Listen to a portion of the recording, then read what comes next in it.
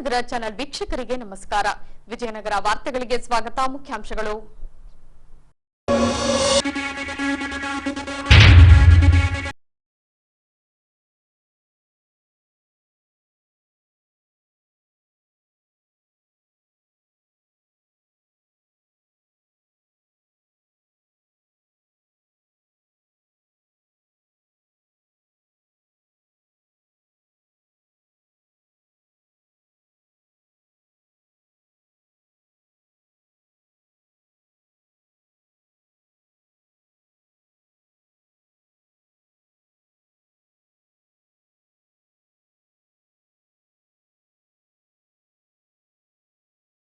ಹಾಗೂ ಹಂಪಿ ಕನ್ನಡ ವಿಶ್ವವಿದ್ಯಾಲಯದಿಂದ ಆಯೋಜನೆ. ಈಗ ವಾರ್ತೆಗಳ ವಿವರ. ಕನ್ನಡ ಭಾಷೆ, ಪರಂಪರೆ, ಸಂಸ್ಕೃತಿ, ಕಲೆಯ ಕುರಿತು ಸಂಶೋಧನೆಗೆಂದೇ ಪ್ರಾರಂಭಗೊಂಡಿರುವ ಹಂಪಿ ಕನ್ನಡ ವಿಶ್ವವಿದ್ಯಾಲಯದಿಂದ ವಿವಿಧ ರಂಗದಲ್ಲಿ ಸಾಧನೆಗೈದ ವಿದ್ವಾಂಸರಿಗೆ ನಾಡೋಜ ಪ್ರಶಸ್ತಿ ನೀಡಿ ಗೌರವಿಸಲಾಗುತ್ತಿದೆ. ಈ ಬಾರಿಯ ಘಟಿಕೋತ್ಸವ ದಿನಾಂಕ 4ರಂದು ನಡೆಯಲಿದ್ದು 3 ಜನ ವಿದ್ವಾಂಸರಿಗೆ ನಾಡೋಜ ಪ್ರಶಸ್ತಿ ನೀಡಲು ನಿರ್ಧರಿಸಲಾಗಿದೆ. ಹೌದು, ಹಂಪಿ ಕನ್ನಡ ವಿಶ್ವವಿದ್ಯಾಲಯದ 33ನೇ ಘಟಿಕೋತ್ಸವ ದಿನಾಂಕ 4ರಂದು ನಡೆಯಲಿದೆ. ಅದಕ್ಕೆಂದೇ ಸಕಲ ಸಿದ್ಧತೆಗಳನ್ನ ಮಾಡಿಕೊಳ್ಳಲಾಗಿದೆ.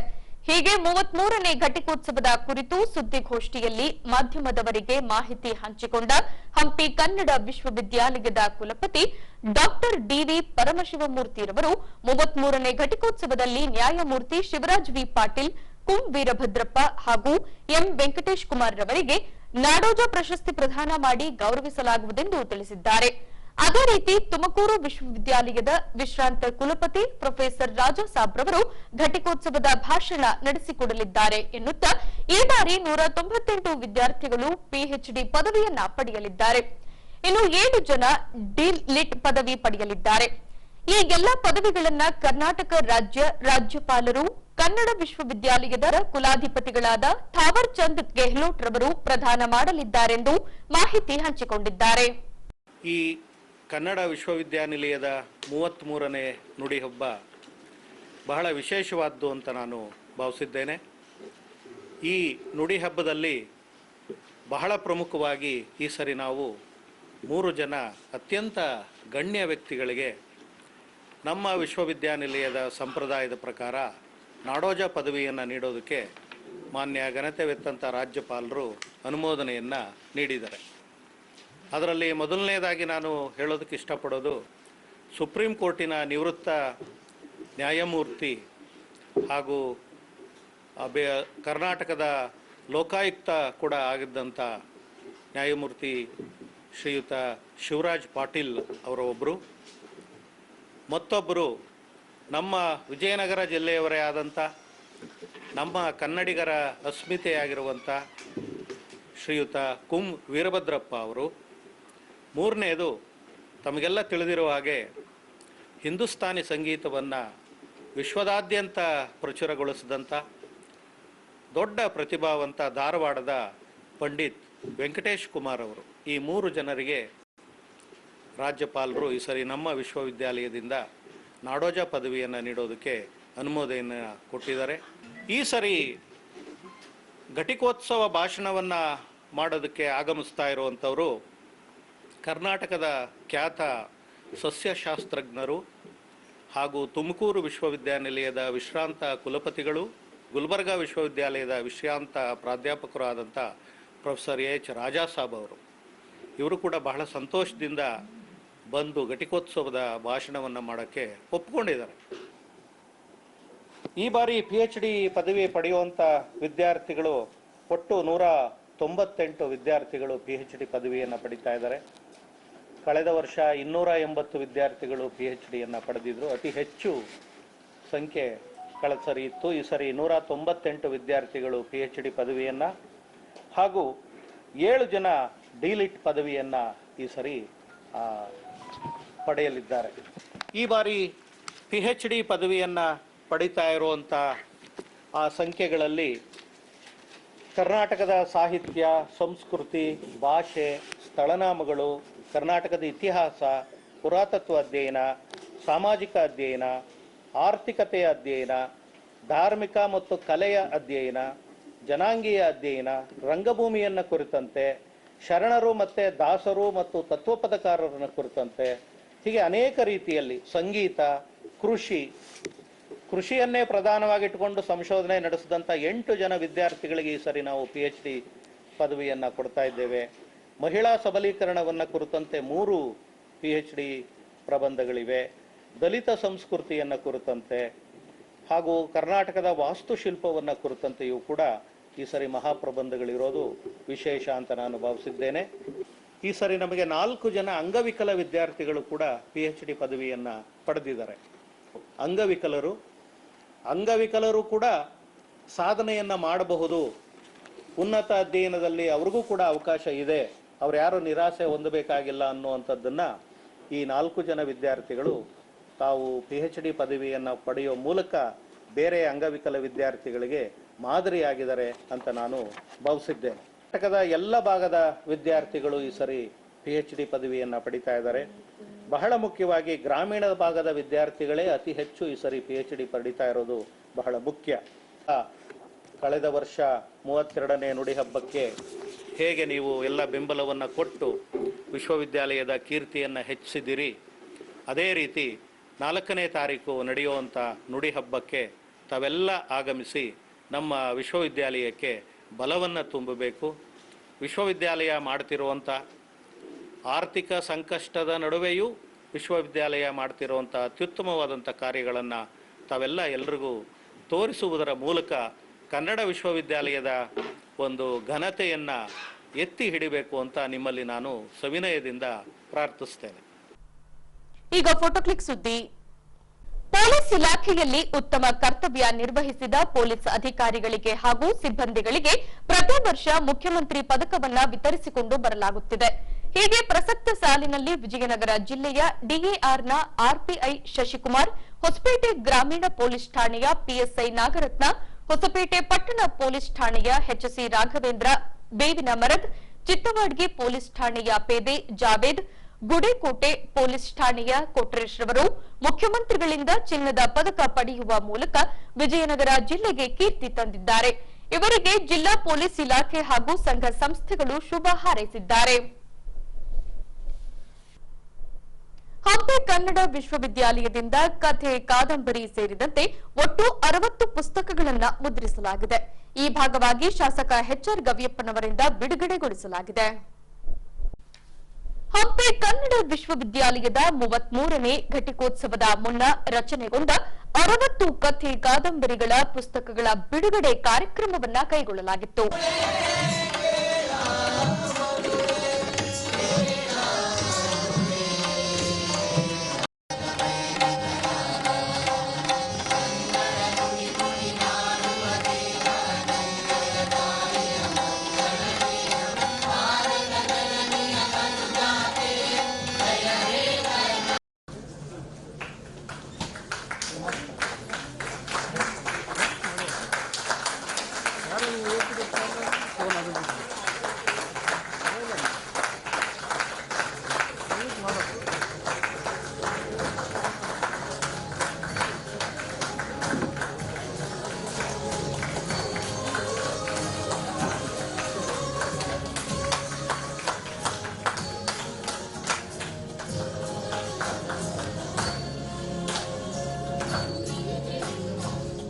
ಈ ಭಾಗವಾಗಿ ಶಾಸಕ HR ಗವಿಯಪ್ಪನವರು ಪರದೆ ಎಳೆಯುವ ಮೂಲಕ ಪುಸ್ತಕಗಳನ್ನು ಬಿಡುಗಡೆಗೊಳಿಸಿದರು. ಬಳಿಕ ಮಾತನಾಡಿದ ಅವರು, ಹಂಪಿ ಉತ್ಸವದ ರೂವಾರಿ MP ಪ್ರಕಾಶ್ ರವರು ಹಂಪಿ ಉತ್ಸವಕ್ಕೆ ನೀಡುತ್ತಿದ್ದ ಮಹತ್ವದಷ್ಟೇ ಹಂಪಿ ಕನ್ನಡ ವಿಶ್ವವಿದ್ಯಾಲಯಕ್ಕೂ ನೀಡುತ್ತಿದ್ದರು. ಅಂದಿನ ಕುಲಪತಿ ಚಂದ್ರಶೇಖರ್ ಕಂಬಾರ್ ರವರಿಗೆ ಬೆನ್ನೆಲುಬಾಗಿ ನಿಂತಿದ್ದು MP ಪ್ರಕಾಶ್ ರವರು ಎಂದು ತಿಳಿಸುತ್ತಾ, ವಿಶ್ವವಿದ್ಯಾಲಯದಿಂದ ಇನ್ನಷ್ಟು ಸಂಶೋಧನೆ, ಪುಸ್ತಕಗಳ ರಚನೆಯಾಗಲೆಂದು ಆಶಿಸಿದರು. ನಮಗೆಲ್ಲ ಗುರುಗಳಿದ್ದವಾಗಲಿಂದ MP ಪ್ರಕಾಶ್ ಸಾಹೇಬರು ನಮಗೆಲ್ಲ ಒಂದು ಮಾರ್ಗದರ್ಶನ. ಅವರು ನಾವು ಅದೇ ಒಂದು 33 ಇಯರ್ಸ್ ಹಂಪಿ ಉತ್ಸವ ಸ್ಟಾರ್ಟ್ ಮಾಡಿದ್ದು ಟೈಮ್ಗೆ ಇವೆಲ್ಲ ಸ್ಟಾರ್ಟ್ ಆಗಿರೋದು. ಅವಾಗಿಂದ ನಮ್ಮ ಕುಟುಂಬ MP ಪ್ರಕಾಶ್ ಸಾಹೇಬ್ರ ಜೊತೆಗೆ ಜೋಡಿಸ್ಕೊಂಡಿದ್ದೀವಿ. ಅವರು ನಮಗೆಲ್ಲ ಒಂದು ಊಟದ್ದೆಲ್ಲ ವ್ಯವಸ್ಥೆ ನಮಗೆ ವಹಿಸ್ತಾ ಇದ್ರು ಆರ್ಟಿಸ್ಟ್ಗಳಿಗೆ ಹಂಪಿ ಉತ್ಸವದಲ್ಲಿ, ಮತ್ತು ಪೊಲೀಸ್ ಸಿಬ್ಬಂದಿಗೆ, ಮತ್ತು ಎಲ್ಲ ಆಫೀಸರ್ಸ್ಗೆ ಎಲ್ಲರಿಗೂ ಒಂದು 3-4 ನಾವು ಸ್ಟೇಜ್ ಮಾಡಿಬಿಟ್ಟು ಅವಾಗಿನಿಂದ ಹಂಪಿ ಉತ್ಸವ ಯಾವಾಗ ಸ್ಟಾರ್ಟ್ ಆಯಿತು ಅವಾಗಿನಿಂದ ಸಾಹೇಬ್ರ ಜೊತೆಗೆ ನಾವು ವರ್ಷ ಅವ್ರ ಜೊತೆಗೆ ನಾವು ಸಂಪರ್ಕ ಇಟ್ಕೊತಾ ಇದ್ವಿ. ಅವಾಗಿನಿಂದ ನಾವು ನೋಡ್ತಾ ಇದ್ದೀವಿ ಪ್ರಕಾಶ್ ಸಾಹೇಬ್ರು ಹಂಪಿ ಉತ್ಸವ ಮೇಲೆ ಎಷ್ಟು ಇಂಟ್ರೆಸ್ಟ್ ಇತ್ತು ಅವರಿಗೆ, ನಮ್ಮ ಕನ್ನಡ ಯೂನಿವರ್ಸಿಟಿ ಮೇಲೆ ಅಷ್ಟೇ ಅವರಿಗೆ ಕಾಳಜಿ ಇರೋದು. ಹಾಗಾಗಿ MP ಪ್ರಕಾಶ್ ಸಾಹೇಬ್ರನ್ನ ನಾವು ಯಾವತ್ತೂ ಮರೆಯಂಗಿಲ್ಲ. ಅದ್ರ ಜೊತೆಗೆ ನಮ್ಮ ಚಂದ್ರಶೇಖರ್ ಕಂಬಾರ್ ಸಾಹೇಬರು ಕೂಡ ಅವಾಗ ಇರ್ತಾರೆ. ಚಂದ್ರಶೇಖರ್ ಕಂಬಾರ್ ಸಾಹೇಬರಿಗೆ ಬ್ಯಾಕ್ ಬೋನ್ ಆಗಿ ಪ್ರಕಾಶ್ ಸಾಹೇಬ್ರು ಇರ್ತಾ ಇದ್ರು. ಆ ಟೈಮ್ನಲ್ಲಿ ಸಿದ್ದರಾಮಯ್ಯ ಸಾಹೇಬರು ಫೈನಾನ್ಸ್ ಮಿನಿಸ್ಟರ್ ಆಗಿ ಇರೋರು. ಅವ್ರು ಏನು ಕೇಳಿದ್ರು ಕೂಡ ಸಿದ್ದರಾಮಯ್ಯ ಸಾಹೇಬರು ಅಪ್ರೂವ್ ಕೊಡೋರು. ಉತ್ತರ ಪ್ರದೇಶದ ಸಂಸ್ಕೃತಿ ಇಲಾಖೆಯಿಂದ ರಾಮಾಯಣ ಸಮಾವೇಶ ನಡೆಸುವ ಮೂಲಕ ದೇಶದ ಯುವಜನತೆಗೆ ರಾಮಾಯಣದ ಕುರಿತು ಪರಿಚಯಿಸಿಕೊಂಡು ಬರಲಾಗುತ್ತಿದೆ. ಹೀಗೆ ಹಂಪಿ ಕನ್ನಡ ವಿಶ್ವವಿದ್ಯಾಲಯ ಸೇರಿದಂತೆ ಹೊಸಪೇಟೆ ಹನುಮಾನ್ ಮಿತ್ರ ಮಂಡಳಿಯ ಸಹಯೋಗದಲ್ಲಿ ನಗರದಲ್ಲಿ ರಾಮಾಯಣ ಸಮಾವೇಶ ನಡೆಸಿದ ನಂತರ ಕಲಾ ತಂಡಗಳಿಂದ ಶ್ರೀರಾಮ ಸೀತೆ ಸಮೇತ ಲಕ್ಷ್ಮಣನ ಜೊತೆ ಸೇರಿ 14 ವರ್ಷ ವನವಾಸ ತೆರಳಿದ ಸನ್ನಿವೇಶದ ಕುರಿತು ಕಿರುನಾಟಕ ಪ್ರದರ್ಶನ ನೀಡಿದರು.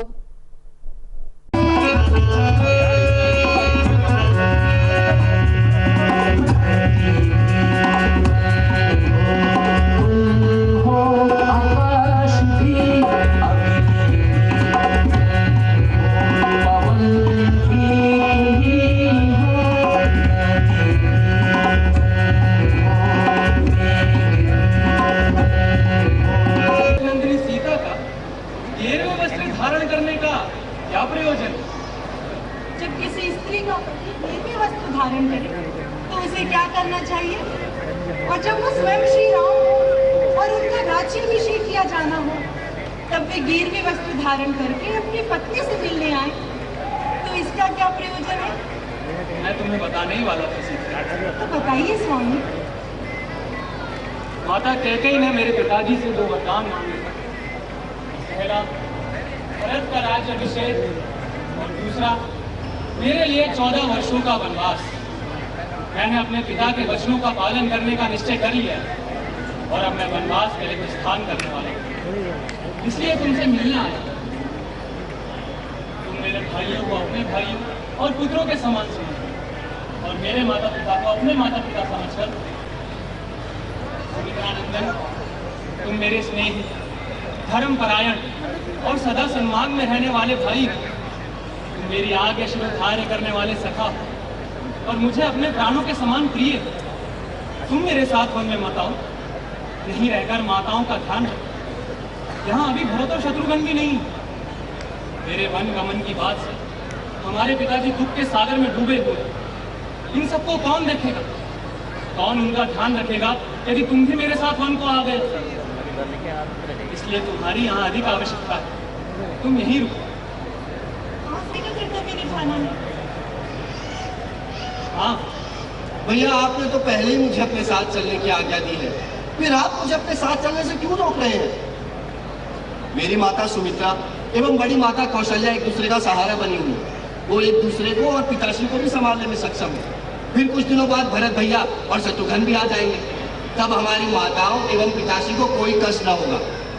भैया, आप मुझे अपना अनुगामी बना लीजिए। मैं वन में आपके एवं माता सीता के लिए कंदमूल फल लाऊंगा, तपस्वियों के लिए हवन सामग्री जुटाऊंगा। आप निश्चिंत होकर विदेह कुमारी के साथ पर्वतों पर भ्रमण कीजिएगा। आप जब भी सोएंगे या जागेंगे, मैं हर समय आपकी सभी कार्य पूर्ण करूंगा। लक्ष्मण, मेरे प्रति तुम्हारे स्नेह से मैं भली भांति परिचित हूँ। मुझे भी अपने साथ वन में चलने की अनुमति दीजिए। मैं सदा आपकी सेवा करूंगा प्रभु। मेरी बस एक ही इच्छा है कि आपके 14 वर्षों की वनवास की अवधि समाप्त होने पर मैं आपको इसी रथ में बिठाकर अयोध्या लेकर चलूं। प्रभु, मेरी ये विनती स्वीकार कर लीजिए। यदि आप मेरी ये विनती स्वीकार नहीं करेंगे और मुझे आपके बिना ही अयोध्या जाने की आज्ञा देंगे तो मैं इस रथ सहित अग्नि में प्रवेश कर जाऊंगा प्रभु। सुमंत्र, आपकी उत्कर्ष भक्ति को मैं जानता हूं, पहचानता हूं, किंतु मैं आपको विशिष्ट कार्य के लिए अयोध्या वापस भेजा। आपको वापस आया देख माता कैकेयी को विश्वास हो जाएगा कि मैं वनवासी हो गया, और इस तरह धर्मपरायण महाराज दशरथ के वचन मिथ्या नहीं जाएंगे।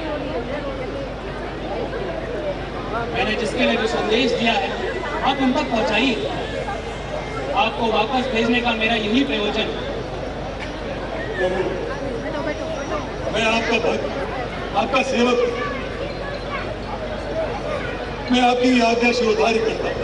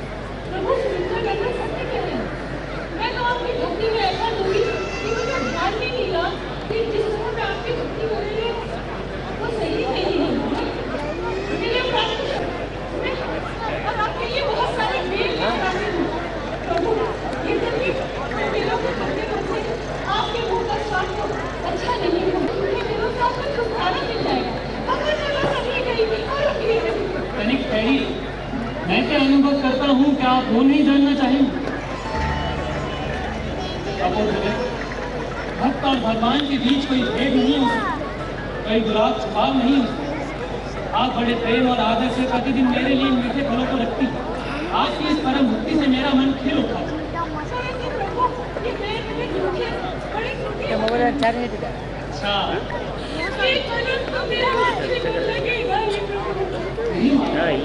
यही बात तो आपकी उत्कर्ष भक्ति की पराकाष्ठा को साबित करेगी। युगों युगों तक शबरी का नाम अमर है।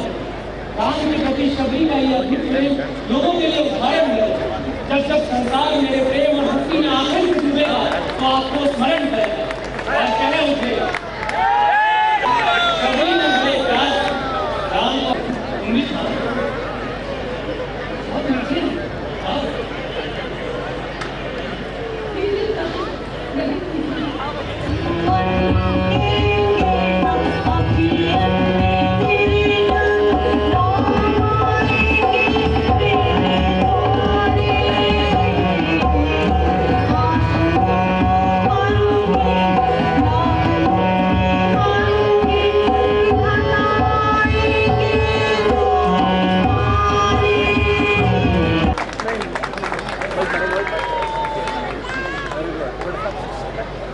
बहुत धन्यवाद। तालियां यहाँ बज रही, वहाँ नहीं बज रही।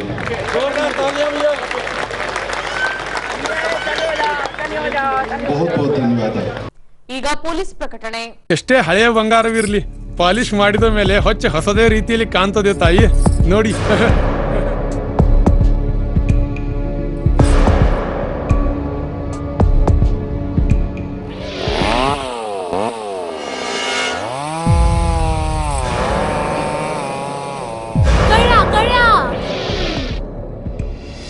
ತಾಯಿ ನಿಮ್ ಮೈ ಮೇಲೆ ಅದೋ ಹೊಲಸು ಬಿದ್ದಿದೆ.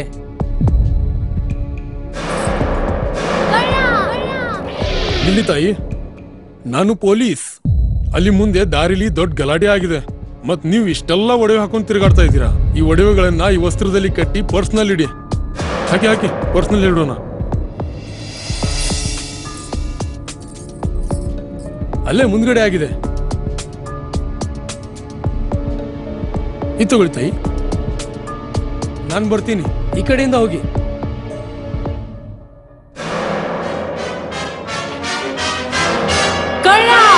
ಇಂತಹ ಮೋಸದ ಸಂಗತಿ ನಿಮಗೂ ನಡೆಯಬಹುದು. ತಮ್ಮ ಬೆಲೆ ಬಾಳುವ ಒಡವೆ ಆಭರಣ ವಸ್ತುಗಳನ್ನು ಎಚ್ಚರಿಕೆಯಿಂದ ಕಾಪಾಡಿ.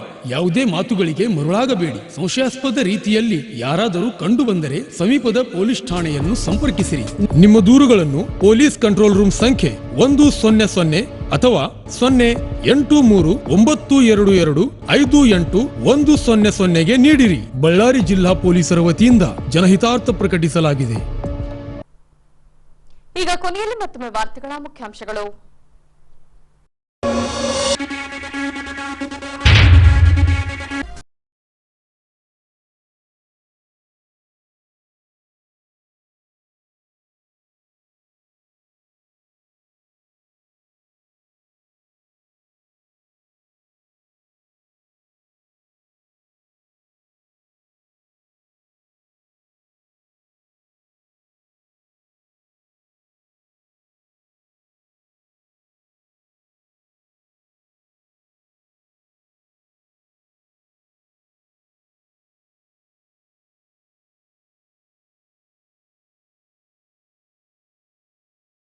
ಹಂಪಿ ಕನ್ನಡ ವಿಶ್ವವಿದ್ಯಾಲಯದಿಂದ ಆಯೋಜನೆ. ಇಲ್ಲಿಗೆ ವಾರ್ತಾ ಪ್ರಸಾರ ಮುಕ್ತಾಯವಾಯಿತು. ದೈನಂದಿನ ಆಗುಹೋಗುಗಳ ಮಾಹಿತಿಗಾಗಿ ವೀಕ್ಷಿಸಿ ವಿಜಯನಗರ ಸುದ್ದಿವಾಹಿನಿ. ನಾನು ತೇಜಸ್ವಿನಿ ಪಿ ಪಾಟೀಲ್. ನಮಸ್ಕಾರ.